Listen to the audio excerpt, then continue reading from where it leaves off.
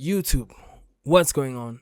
Welcome back to my YouTube channel. Today we got another video here by Mother's Basement, the best 2025's best anime. So let's see what's happening in 2025. What is the best shows? What is the best anime that came out last year? And yeah, maybe we're gonna find something new to watch at the same time. So let's jump in. Make sure you guys like and subscribe and tell me what the hell do you guys think.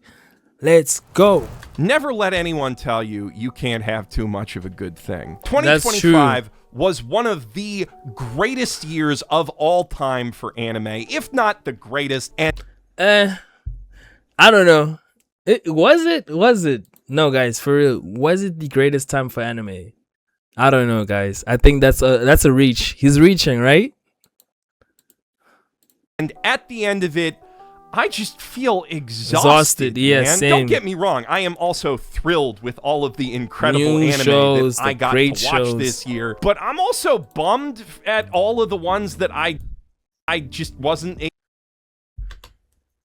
able to find time for. And what the hell? how many that I did find time for, I couldn't find space for on this top 10, even without putting any sequels on it, which we don't do because it's supposed to be, you know, recommendations so that people can jump in and watch all the good anime. The flip side of that is you are about to see quite possibly the most stacked list I have ever put on this channel, except maybe the greatest isekai list, but holy crap, it took a lot out of me. These are Mother's Basement's best anime of 2025, brought to you by Mother's Basement. Yay. I fucked it up. It's Rosetta Stone. Oh, sponsor. Okay, let him shout out his sponsor. We skip sponsors. Make your money. We do not mind him making his money. Make your money, broski. As a rule, I don't generally put shorter anime on these end-of-year lists, but that's I remember mainly important for the trash ones, you know, to keep the number of cute animal stock clips we gotta pay for down. Sometimes you gotta say screw the rules, though, especially when they might stop you from celebrating an achievement as impressive as 10th place Milky Subway. I remember Gigak was speaking about this. He was speaking about this as one of his inspirations when it came to making his new anime, Ban. I remember he was talking about this show on how much it inspired him, how much it gave him like a different perspective, and yeah, maybe this one is a show that we should be checking out. I haven't seen a lot of people actually speak about this, but it does seem pretty cool. Galactic Limited Express. 改めて確認なんだけど、その話がマキナちゃんがこうなっちゃった理由につながるんだよね。うん。もう一回最初から説明してくんない？ And you can tell this is an independent artwork. Like this is all independent. Now, maybe you look at that and think, what's the achievement exactly? I mean, we've all seen CG anime before, and sure, most of them don't have body language anywhere near that expressive, art direction that charming, or comic timing that on point, but so what? That just makes it a good anime. Well, what if I told you that all 12 episodes of that good anime were animated by one guy? 3 years. Yeah, I saw that coming. Yeah, it's all animated by one guy. And that's an achievement on its own, dude. To have this crazy amount of animation, to have something that's different and unique, it's very, you know, it's hard. It shows that he has passion for his work, you know, and it's something that we should commend and never ever like discourage. I'm always a proud fan of like, dude, if somebody can do this by himself, like what would happen if he had a whole team? Would get One Punch Man. Okay, sorry, the jokes are gone. Years ago, a YouTube animator named Yohei uploaded a fun little short film called Milky Highway about two cute alien girls on a Sunday space drive jam into their favorite space pop song so hard that they accidentally get into a high-speed space chase and blow up a space police drone. Milky Subway picks up right where its prequel left off as they and 4 other space delinquents are sentenced to clean up the titular space train screen as part of their space community service, which, as you saw, somehow leads to another high-speed chase and the toaster girl getting her head blown off. I will leave the precise details of that somehow for you to discover, though, since you can watch the whole series right now, right on here on YouTube, with a pretty good dub even, for free. And okay, guys, I'm gonna put a poll of the best anime that I like, and you guys will poll it out, and you guys tell me which ones I should actually watch. A little over half an hour, and immediately see for yourself what makes it so damn good. Though, if you need me to give you the short version, incredibly dense cinematic storytelling and comedy fueled by strong storyboards, stronger writing, phenomenal animated performances, and a snappy, overlappy style of naturalistic dialogue that makes the whole thing deeply satisfying to both watch and rewatch. To be clear, it would still be impressive and one of the year's best and funniest anime if it was made by an entire studio, but the fact that I can fit all of the credits onto one screen is insane. Crazy.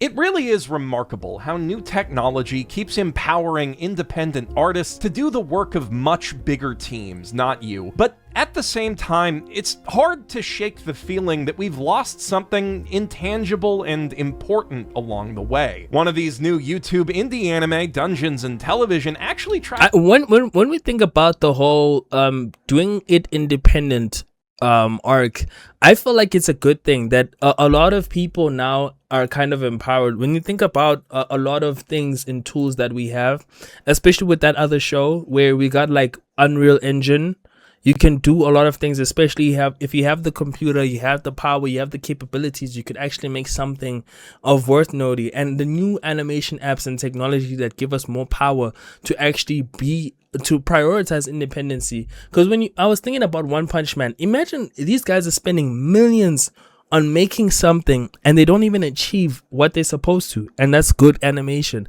And think about it, when it comes to independent work, the freedom of creativity is endless, and that's something which we should always praise and never ever discourage these people. It's something which we praise and something that we need. These people should always compete with these mainstream media guys, because these mainstream media guys do take us for idiots. Look at what's happening in Hollywood. Look at what's happening with Stranger Things, for example, guys. Stranger Things got wokeism. Who the hell wants to know about somebody's sexuality when the end of the world is happening? It's just these are all fictional stories. Let's endure our customers, or let's stay faithful and stay true to our customers for giving an immersive experience, you know? Yeah. To recapture some of that old magic using traditional cell animation in its OP, and that is really cool to see, but it's not quite the same as having a whole fantasy series steeped in that classic earthy analog vibe. Luckily, modern tech also lets us fake that, as seen in number 9, Clevatess. Ooh! Yes. Dark horse of the anime summer. Guys, if you're not watching, I even have to take off my headphones. If you're not watching this show, what the hell are you doing? This was one of the best isekai I'd ever watched. I wasn't even like, I wish I was recording this isekai, dude. And this came at a time when I was going through the most, bro, because, you know, I started being heavy anime YouTuber last year. And dude, this show was just so freaking awesome. This was amazing. Clevatess hit every single mark, bro. It didn't feel like a traditional isekai. A lot of shows have that isekai trope. As much as it had all of those things, dude, the way how they told the story, the way how they integrated everything, the story, the characters, the animation. Clevatess, the main protagonist, is such a demon, and the way how he manipulates the hero, the way how the baby, the world, guys, this is a show. What must watch, must watch, guys. Again, I'm gonna have a poll, so you guys must vote, especially you guys on my community. Please vote on which anime would you want me to watch next, something that I did miss. Let's go. 我々も拝殿王に選ばれし13人の勇者、この赤き至高の鋼と奴を必ず倒す。As aesthetically breathtaking as it is, Clevatess's fantasy world is a little on the small side, with the various races of man hemmed in on all sides by hordes of unfathomably powerful dark beasts. Our drive to explore and conquer won't be so easily contained, though, and prophecies tell of the day when heroes armed with magic weapons, which can only be forged by the King of Haiden, will rise up to slay the four beast lords and free humanity from its cage. And But- after the titular beast lord, Like the prophecy is saying that the king of that kingdom.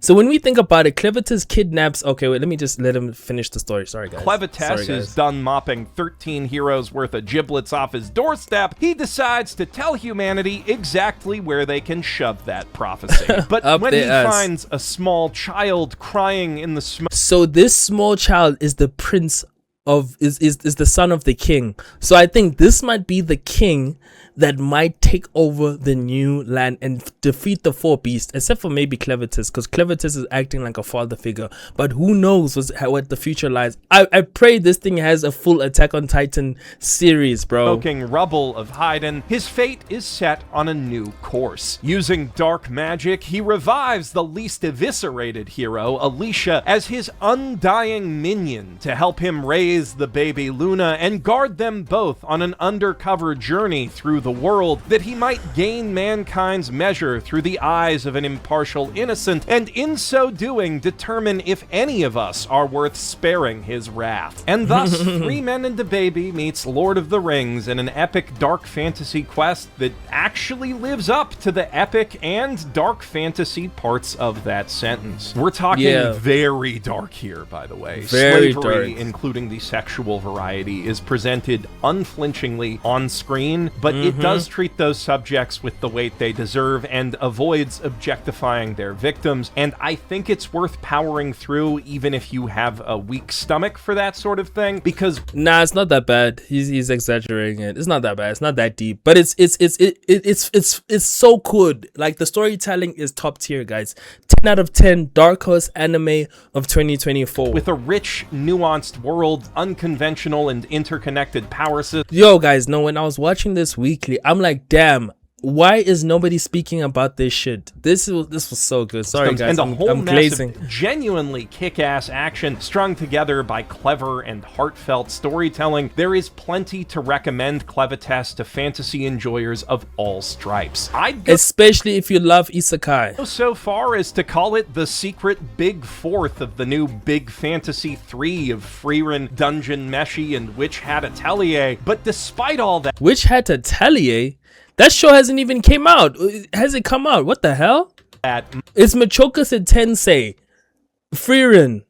I don't know, Dungeon Meshi. I don't my know. favorite thing about it is just the vibe, man. Even more so than Megalobox, it makes me feel a certain kind of way that no Megalobox Season 1, guys. That was awesome. Season 2 was rubbish. other anime from the last quarter century has, and I think you'll feel the same if you give it a shot. On the other Too hand, good. if you want a dark fantasy adventure with a feel unlike any Nah, guys, you know, one thing which I gotta praise Gachiakuta for, the way how they show black characters, black anime characters, black people in anime. This is how you do it, guys. Take notes.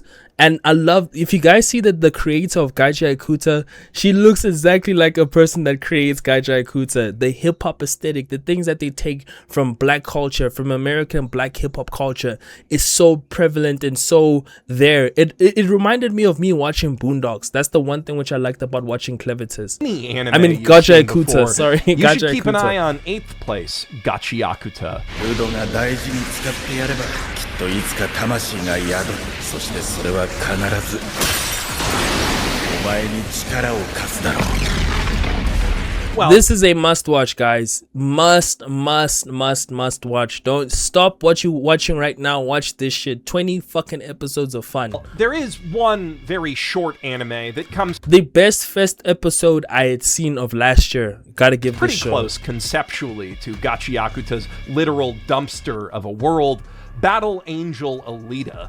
But Yes. where that classic cyberpunk manga and its adaptations frame Zalem, the floating world of the elites who've left everyone else to rummage through their trash, as a far-off mystery, Gachiakuta starts with its slum rat hero already living there, so he and we can see exactly how rotten and frivolous the society of the Sphere really is beneath its over-polished facade before they cast him over the edge with the rest of the day's garbage. After somehow surviving that fall, Rudo finds himself unexpectedly at home in an underworld full of other scrappy survivors. Before long, he's taken in by the Cleaners, a group of givers who use the incredible powers they can channel through their... The action scenes, holy shit. Gachiakuta, guys. Oh my gosh, the action scenes in this one. Oh, pristine. Most cherished treasures to defend ordinary folks from hulking monstrosities of living garbage that terrorize the toxic wastes. And with their help, plus his own giver gloves, which can draw such power out of any piece of trash, Rudo plans to claw his way back up to the Sphere and send everyone who took everything from him crashing down to Earth. Gachiakuta is punk as specifically thrash punk in its musical styling, and Shibuya punk in its setting and vibe. That's the same micro-genre as Jet Set Radio, No More Heroes, Scott Pilgrim, and The World Ends With You, by the way, if you're not familiar with the term, like I wasn't until I started researching this anime and said, oh, pretty much all my favorite things are that. But even within that space, Gachiakuta stands out for how starkly its gritty, grimy garbage pile of a world contrasts with all the life and culture and art that thrives within it. Not everyone's gonna with this anime. Kei Urana's art style. Yeah, Kei, this is her, dude. She looks exactly like a person that makes Gachiakuta.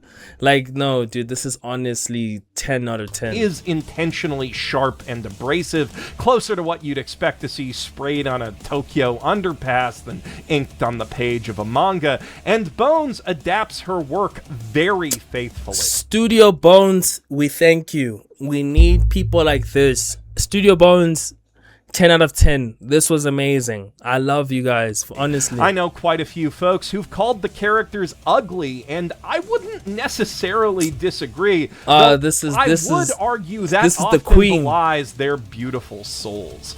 This is a story full of warmth and kindness where you least expect to find it, and more than once the cast caught me off guard with a potent combination of vulnerability and brutal honesty. That said, some things about the show and the aspects of humanity it explores are deep and dark, ugly, and while, like Clevatess, Gachiakuta handles those subjects with the gravitas they deserve and even more sensitivity, if you have a hard time with depictions of grooming and child abuse, consider yourself warned. There is no... Guys, it's not that deep. Watch it. Stop being... scaredy cats. Good way to segue off of that. So 7th place goes to 2B Hero X. Yay! 2B Hero X, I never watched this show, but one thing which I like about 2B Hero X, it shows the evolution of what 3D and anime could be. I like this whole arcane 3D art style. It's so different, it's so unique, and it's showing the future of like animation when it comes to 3D. I feel like for a long time, animation, because we look at like Berserk was in 3D. The implementation of 3D in anime is so, how can I say it? It's lackluster. It's so underwhelming. Some shows don't know how to incorporate 3D into some of their shows. But when we see shows like 2B Hero X, Land of the Lustrous, you know, those are shows which really take 3D to the next level. It shows us the potential 3D could actually be. It shows us what we are really like. There's levels to 3D, especially in anime. I feel like we're still trying to reach the first level, but this art style that Arcane 2B Hero X has, I think now this is a foundational, and Land of the Lustrous, Dorohedoro. Dorohedoro, yes, it is a little bit rough when it comes to 3D animation, but these are foundation where we can work from here to another level, you know, because it's almost there in par with animation. The reason why I understand studios do 3D because it's cheaper. That's why, you know.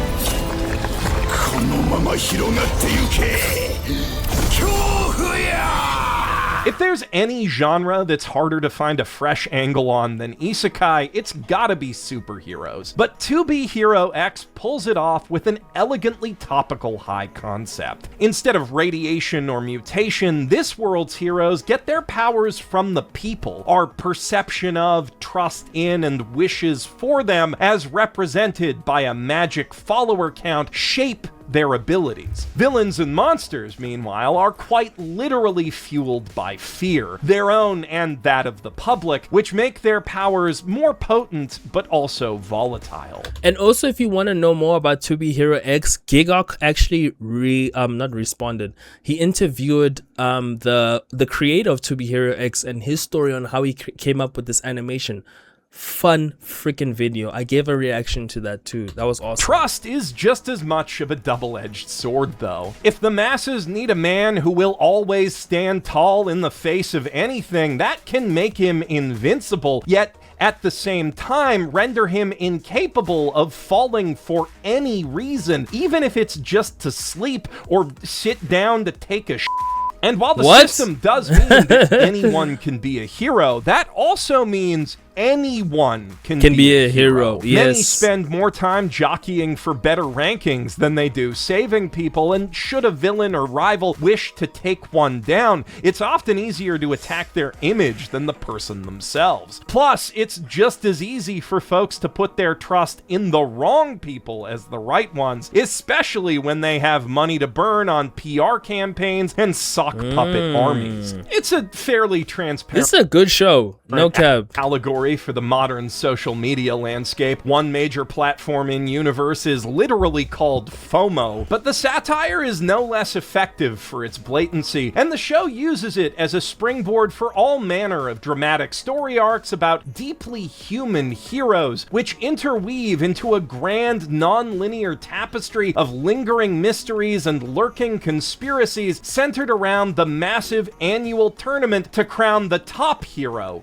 X. And in case all this talk of themes and social commentary has you worried, rest assured the fights in that tournament and outside it whoop all kinds of butt. Under the visionary direction of Li Haoling, 2B Hero X employs a bold mixed media approach to its animation, blending 3D scenes reminiscent of Arcane with high-quality 2D visuals, often, but not always, reminiscent of the heavy shading and screen tone colors of American comics. Combine that with some wildly creative power sets and Hiroyuki motherfucking Sawano music, and you've got a recipe for the most exciting action you will see this year. At least on the small screen.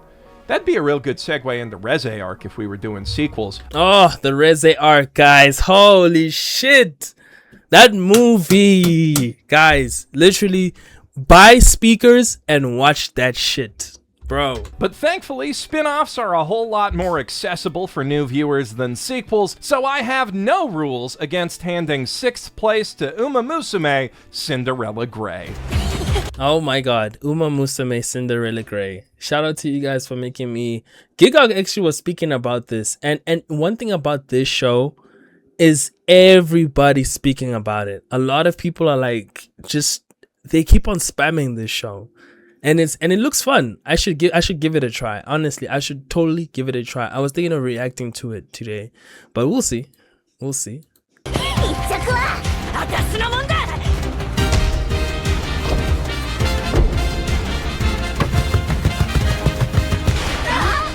I'm also quite thankful that the Uma Musume games finally took off stateside this year, so I don't have to spend half this entry explaining horse girl lore. In fact, if you're horse curious, it's hard to think of a better jumping on point than this anime, one. Yeah, everybody keeps on saying this one is the anime that you should jump on, especially for Uma Musume. It's a live service game, by the way. Eases us into the absurdities of the Uma Musume setting through the eyes of Oguri Cap, a country bumpkin from the backwater regional racing circuit of Kasamatsu, whose fierce competitive spirit and unabashed love of the game eventually lead her to dominate on a national level. It's a hot-blooded sports drama full of big J-rock shonen energy, despite having originally run in a seinen magazine, one that manages to hit hard without relying on your typical underdog tropes. And it stands out even further from the sports anime pack by being impressively historically accurate. In real life, Oguri Cap was one of the horses known as the Heisei Big Three, who sparked a resurgence of Japanese horse racing at the turn of the 90s that directly led to the rise of horse racing simulators as a gaming genre and,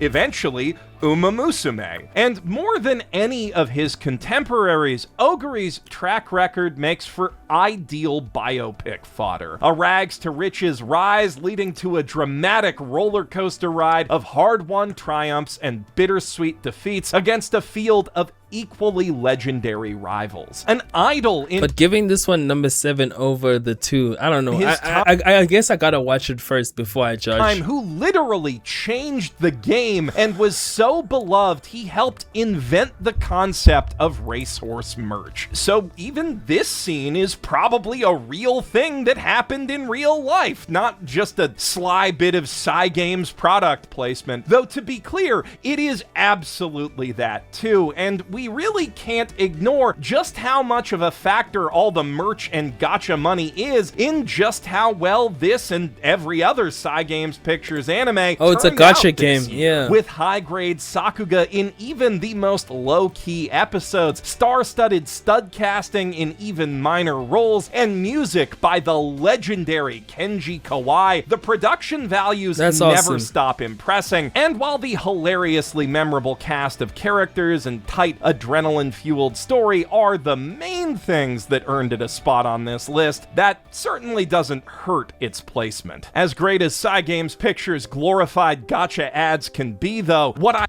I gotta give it a chance, no cap. We'll see. What I really respect about the studio is how much of that money they funnel into making just cool shit that has nothing to do with any of their games. Like last year's 5th best anime, Bang Brave, Bang Bravern, and this year's 5th place finisher, The Summer Hikaru Died. お前、やっぱ、Hikaruちゃうやろ。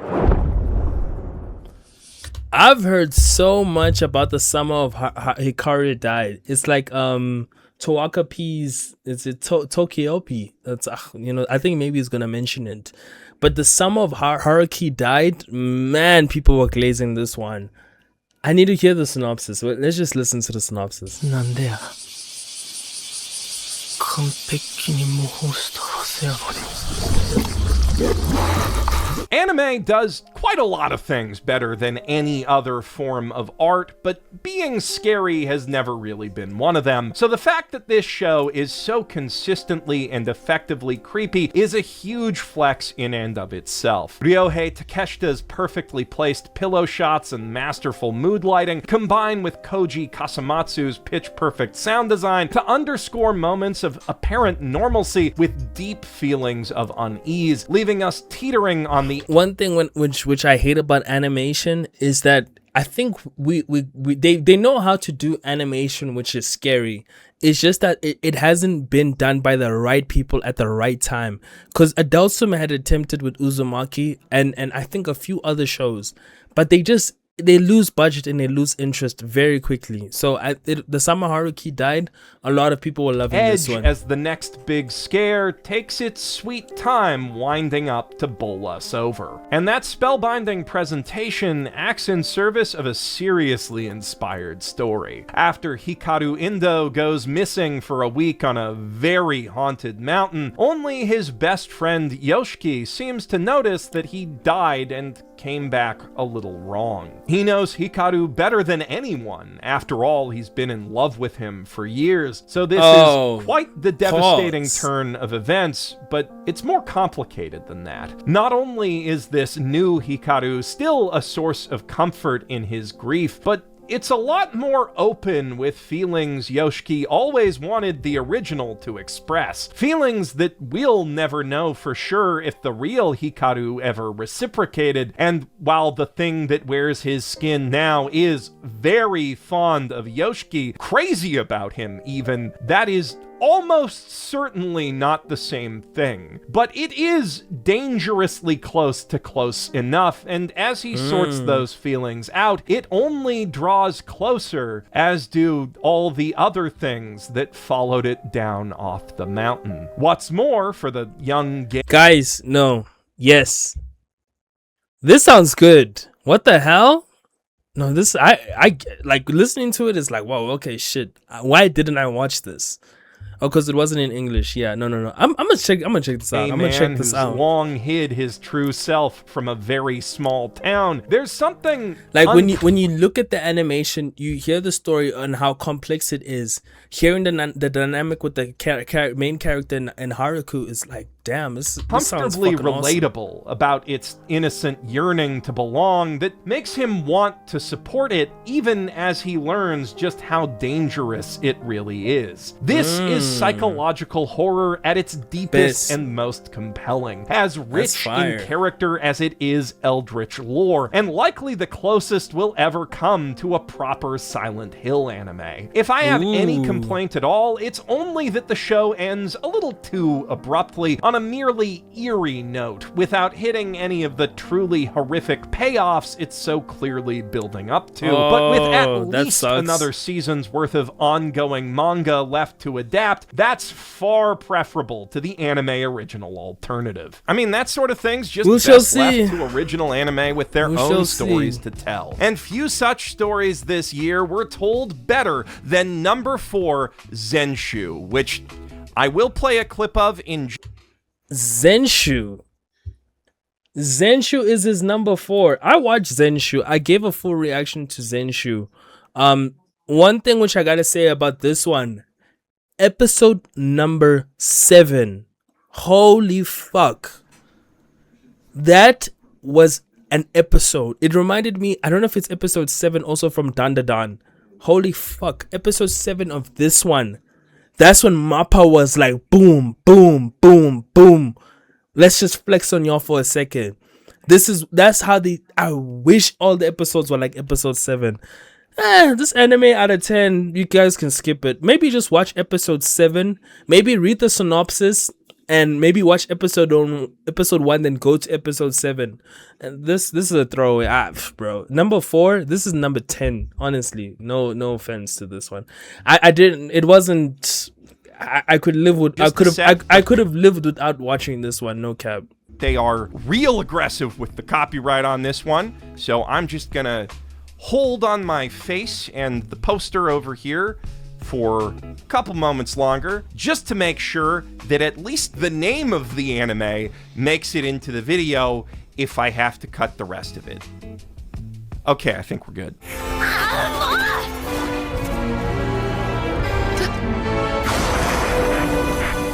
Zenshu is an isekai, but one more. You guys can skip this one. No, I watched the full series. I covered it on my YouTube. You skip it. That's not more in the vein of the never. It's very mid-ending story than In Another World with my unresolved mommy issues. Not to say that Natsuko Hirose doesn't have plenty of her own issues to resolve, but the young anime directing virtuoso's food poisoning-induced trip to the world of her favorite movie is more about confronting those issues than avoiding them perpetually in the But how did this get number 4? This number 10 makes sense, but number 4 over Clevatess. Clevatess was amazing, guys. You know, Haruki's Last Summer, amazing. Gachiakuta, amazing. Then Zenshu, what? In terms of several big-titty love interests. Which is also not to say that her singular love interest doesn't have pretty big titties of his own, but I'm getting off track here. Considered in the show's fiction to be the biggest flop of the Heisei era, Tale of Perishing was a dark fantasy film in cutesy clothes about a dwindling group of heroes' futile efforts to fend off the end of their gorgeous magical world. Most folks didn't really get the movie or its mega bummer ending, and young Natsuko was no exception on her first viewing, but something about it really stuck with her, sparking an obsession with it and animation in general that would eventually lead her to a wildly successful directing debut of her own at just 22, along with the rare chance to helm her own original anime film If you're wondering why this looks so good, this was made by Studio Mappa. titled First Love. Unfortunately, spending your entire childhood obsessively honing a craft doesn't exactly leave much room for relationships, let alone romance, and she was never one to ask others for help to begin with, so that subject proves increasingly elusive as her deadline looms ever closer, until some bad oysters send Natsuko to Tale of Perishing's doomed world. There, armed with a magic pegboard that can bring anything she draws to life, she has a chance to save all her faves from the unhappy ending that awaits them, and, more importantly, to look at her own fictional first love with fresh eyes. It's a genuinely inspired setup, both for a bittersweet tale of Hey, no, guys, skip this one, skip it, trust discovery, me. I watched the whole series from start to finish, skip it. and a passionate visual love letter to animation as a medium, and the payoff in both regards is just as brilliant. No, it's Whenever not. Natsuko sits down to draw, the results are guaranteed to make any anime aficionado go... But perhaps even more impressive than that is the fake anime that serves as the backdrop to all those references, which feels as tangible and fleshed out as any real production I can think of. It's a world full of vibrant personalities with deep history and diverse cultures rendered in a charmingly distinct visual style. We may never actually be able to watch the made-up movie that inspired Natsuko, but it's easy to see why she fell in love with it. I just wish I could say the same for the world of my third place pick, Takopi's Original Sin. Takopi's Original Sin, guys. This was the one I couldn't escape. Like, this is the one, okay, this one deserves number 3. I never watched it. I never watched 2 shows so far. No, 3. Plus the horse anime. Takopi's Original Sin, I didn't watch it because it was at the time when I was taking my break. You know, I was burnt out. So I didn't watch it because, man, it wasn't in English. Same thing with Haruki's Last Summer. Those two came out in the same season, funny enough. But I just didn't watch it. And I've been hearing so much praise about this one. Since it's the one we actually have to live on.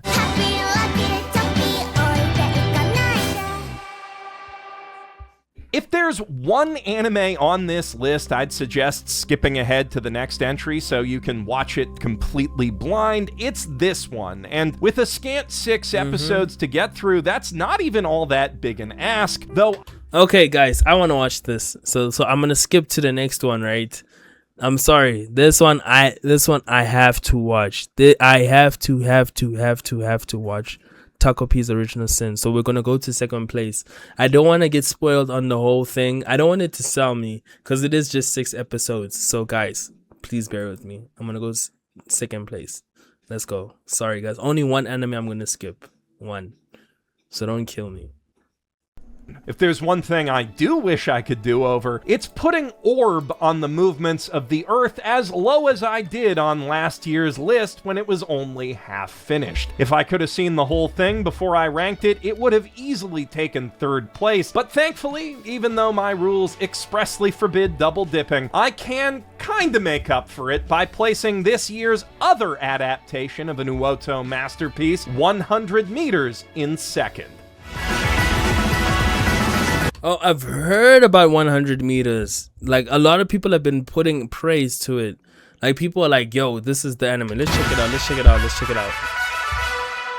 100 meters. Adapted from Uoto's short web manga of the same name, the film follows two boys, the fastest kid in school and the slowest transfer student, as they grow up together, then apart, charting parallel, intertwining courses through the brutally competitive field of track sprinting, struggling against the odds and their own flagging bodies and minds to make their mark in a world where if you're not the fastest, you may as well not exist. It's a powerful story of hard work and talent still adding up to nowhere near enough, of dreams splattered against the uncaring side of a harsh reality, and the willpower it takes to face that reality head on and deny it with all your heart. Up there with Ping Pong and Chihaya Furu at the pinnacle of the sports anime pantheon, it is, much like Orb, a deeply philosophical work that gave me a new perspective on life once again, this time in just 106 minutes. Where that story was about how the power of the written word allows our lives to echo across centuries, this one explores how its titular sport can condense a man's entire existence to just 10 seconds. Honestly, it's a little scary to think that this mangaka isn't even 30 yet.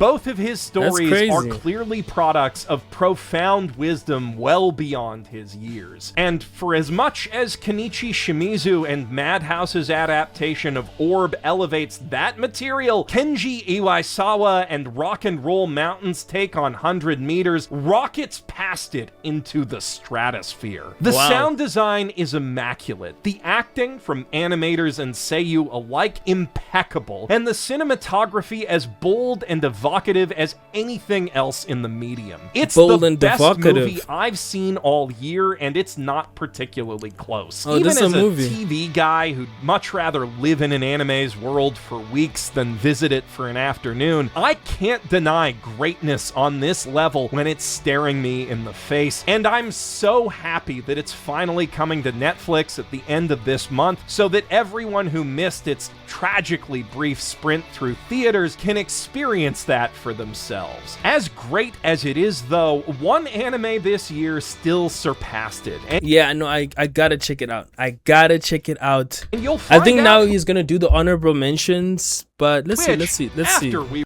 mentions up by genre. Okay, so honorable mentions, guys, we're gonna pass through it because it's honorable mentions. It's not the top 10, so don't get your panties in a twist. Just to keep them manageable, starting with comedy and quite possibly the most honorable of all. Noichijo. It looks like Noichijo. Some solid, isn't quite Ooh, that. I like this one. Rock Lady is a. I remember I loved the first episode. It was awesome. I didn't finish it. A huge shout out. And Ninja and Assassin Under One Roof. This one was also pretty fun. I remember I was having great laughs. Anime ultra violence. Ninja versus guys, this one. Easy watch. Ninja versus Gokadu. Or if you'd prefer Sakamoto Days, yeah, it's up there, but you know, and I wish it was animated by a better studio, but it's fun. 2 seasons of fun. Brilliantly surreal tribute. Yeah, brilliant tributes. This was also a really fun anime. Not necessarily must watch, but good watch. My Hero Academia Vigilante. If you love My Hero Academia, here's more.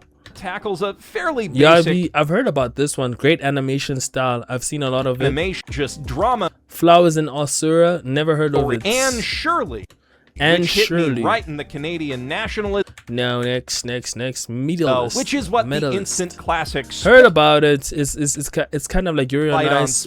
One Dance, no, anime, but it's actually a slice of life. Catch You at the Ballpark, no. Skip that one. With You in the Rain, no. Mono, no. Yuri Rocks, ooh, god damn. Ton of great new mysteries on us, with the greatest of all being Paru. Sanda, apparently this one got boring after a while. Christmas anime, especially if you want to watch Christmas, here's your anime. Really wish I beautifully moody, horror-tinged period mystery Shibake, and the Death Parade-esque MD Hotel, basically. No. Doja is a sci-fi goes, the new with Fantas's legacy Digimon of Lazarus, guys. Oh my god, Lazarus, yo, dude, how the hell Adult Swim's attempt on making a good anime didn't hit hard. No, it hit hard, but it didn't become popular. Fuck, you know, shit. Sometimes, bruh, you can have everything in the right place. You can do everything right, but sometimes still the industry will not recognize it. Great show. Watch this one. Must watch. Definitely. Short run dance with Mobile the Gundam. Fun anime. This one, Kowloon Generic Romance. Fun. With soda and watch the that fragrant one. If you're in the mood for Honey Lemon Soda. Okay, it was mid. Not that bad. If you want satisfying results in shoujo and The Fragrant Flower Blooms in You. Also generic romance anime. Out of 10, I give it a 6. Not bad. vibes, epically matched freaks. Pasta Find Monster checkout Meat, with Medility, you, our love okay. will make it eat Oh, that was Speaking okay. of Yuri lovers eating well, No. Sisters is a breed that No. very No. didn't on any carnival mentions. No. Nothing is a friend if you enjoy Aurum, I suppose. No. That's good, which takes Bon, shout out to Gigok. This was Gigok's anime adaptation. Shout out to heavy him. this Chinese Lord of the Mysteries, guys. How is this not in the top 10? This should have its own segment. Guys, watch this. This is the future of Chinese animation. to see a more conventional fantasy world. No, this was easily boring. exceeds The hero Great first episode. Don't trust. But after it starts getting mid. has a surprisingly beautiful soul. Last That's okay. boss appeared from Okay. bureaucrat to villainess. Dad's been Guys, this one, Hidden Gem. Good show. hit with Inrot 2025's best. Guys, another Hidden Gem. We're all stopping magic. Some good ones of those f***ing things this year. It's okay. Its hero. It's action, okay. Some great It's still okay. have an RP. It's Decidedly okay. real. From All Countries to Master Swordsman was okay. Man, it had potential. Has potential, but it doesn't hold it too strong. But fun watch. The Fun next watch. thing at a magic school. As a No, backdrop, This the was Demon boring as Hunter well. brings Sword of the Demon Hunter, guys. Also another fucking show. Guys, this one, first episode, an hour of just boom, boom, boom, boom, boom. Fucking craziness, bro. Must watch. Must watch, guys. Must watch. And if you're in the mood for an alternate adaptation of the No, line this was between okay. fantasy and sci-fi, Star Wars. What the hell? this sure, but that'll end some of the year's coolest. This was Why okay. not Mark, which will be moved alongside Chainsaw Demon Man, this was amazing. Demon Slayer Infinity Castle, of course, it broke Slayer so many Infinite, records. Despite some minor, all Chainsaw that, Man was no one here amazing. that Dun Dun Dun, of course, we all know. would have come both the We all girlfriends know. who The 100 Girlfriends Who Really, Really Love You was kind of a weak season. Watched the full season, pretty weak, no lie. if turn this year with My Dress Up Darling, I never liked season 1, so season 2 was very difficult. I know you guys are gonna come for me. It's okay. I faking don't who know. prefer Ranma 1 and 2, I only watched season 1, never really watched season 2. Season 2 came out. median child slighted with every New Pantheon Stalking. Again, this one is a classic. Never heard much about it. Heard about it when it first came out. Never heard about it, when was something after. really raised. Call of the Night season 2. Never seen Call of the Night season 2. Funny enough, I watched season 1. Guys, if you're in a bad mood, you kind of low-key depressed, or you're not okay with your life, this is an anime. This is must watch. Season 1. Give it a few episodes. I hate that, but yeah, give it a few episodes. Apothecary Diary. We all know Apothecary Diaries. Fun anime, detective anime. If you're looking for something on the detective vibes, definitely must One of watch. last year. I was reincarnated as the Seventh Prince, Here's perfecting. Fun, but season 2, I feel like it brings nothing new. It was a little bit Affecting disappointing. my comedy. And if the Grand Blue Dreaming. Blue Dreaming Grand Blue Dreaming was okay. I heard a lot of people speaking about it. It was fine. has took you out know. of that and Solo Leveling, of course. Must watch. Duh. really not as Ishura, into never heard time about on it. this, so I Let's to your see. eternity. Can he To Your Eternity, season 1, season 2, season 3. Oh my gosh. If you wanna cry, watch that shit. Kumon, Arknights, My Happy Marriage, Arknights, Bang My Dream, Happy Ave Marriage. Ninjika, Toilet Bound Hanako-kun, Yes. and also I haven't watched the new Mononoke movie. Series. My what show is this? I lost it. Goddamn. Anyways, let's move on. There's just so much anime, bro. So much freaking anime. That's why I had to skip here, cause it's too much, guys. It's so much, bro. It's so fucking much, bro. Of their respective manga this year, though. Spike's so Family I do, Stone, probably My Hero Academia. Notes, and then You know, we all still know what's 5, happening. Apocalypse Hotel.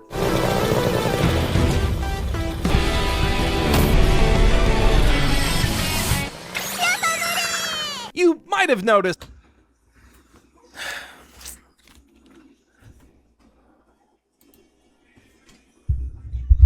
Apocalypse Hotel is your number one anime of 2025.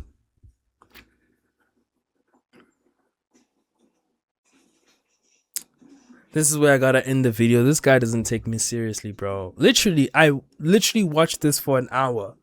And Apocalypse Hotel is his favorite anime. Guys, thank you guys for watching. I'll put a poll down for you guys which anime which you guys would like me to watch. But Apocalypse Hotel, your number one anime? Fuck out of here. Love you guys for watching. See you guys on the next video.